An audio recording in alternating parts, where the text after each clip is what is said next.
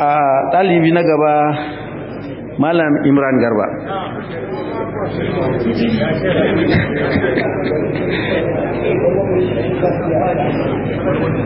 Assalamu alaikum wa rahmatullah.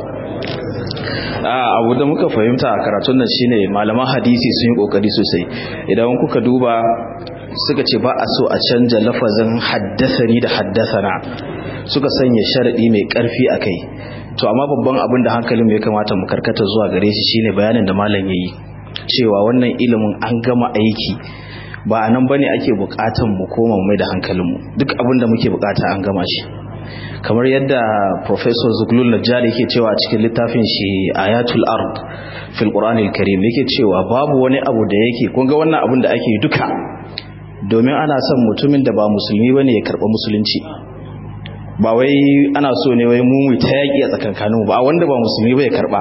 Yace to babu wani abu da yake kawo su zuwa ga musulunci kamar alkauniyat, ayoyin nan da suke magana akan zamani. Babu wani abu da yake kawo su karbi addini. Kun ga misali a ilimin computer science da aka yi wani yare da ake ce mai Python, da suka zo za su yi sai suka gina shi akan wani existing language na programming.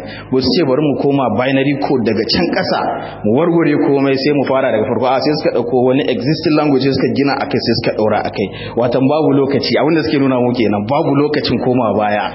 Kun ga da yake bayani akan wani hadisin Annabi sallallahu alaihi wasallam da yake cewa a'ribul qur'ana wal tamisu ghara'ibahu, watan qur'ani yana da wasu ma'ana da suke a boye, kuma irin su ne suke sa kafiri ya karba musulunci idan ya fahimce su.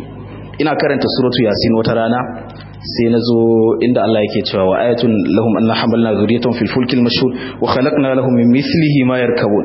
Alan wajen idan kuka duba duk malaman tafsiri wasu za su ce min mithlihi sura kuma da waye ake nufi, amma idan ka sa hankalinka da kyau sai na nutsu sai na ga submarine yaushe aka yi submarine, sai aka ce 1620 aka yi submarine, an yi shi lokacin su World War din nan. To in ka tsaya ka kalla siffan submarine kaga yanda Allah ya yi bayanin wannan ayan, wa inna sha nughriquhum fala sarikha lahum wala hum yunqazun illa rahmatan minna. Kwanan nan ina ga shekara 2023 ko akwai wasu masu kuɗi a America da suka ce suna so su yi nutso can ƙasa su je su ga Titanic. Tunda suka yi nutso ba a sace ganin su ba har yau. Wannan yayi kama da siffan da ayan nan yake siffanta mana ko bai kama da shi ba? To idan ka tsaya ka ta ga submarine ma a cikin alqur'ani, haka AI idan ka duba kora za a ce babu wani abu a cikin alqur'ani da ya magana akan artificial intelligence, amma ba haka bane. Wannan ayan da ƴaƴan annabi Adam da ɗaya ya kashe ɗaya, فبعث الله غرابا يبحث في الارض ليريه كيف يواري سوءة اخي. Shi yana tsaye yana kallon hankaka tana nuna masa yanda ake burne gawa ko wannan shine machine learning yana observing, yana kallo har ya koya. Wa shi bane ake yi a robot, shine ake yi. Wannan kana da dictionary kama a waya kana typing sai ta rike kalmomin da kafi amfani da su, da ka rubuta sai ta fito ma da shi.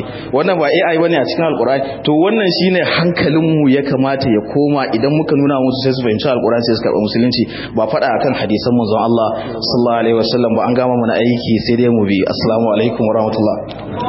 Allah saka alkhairi.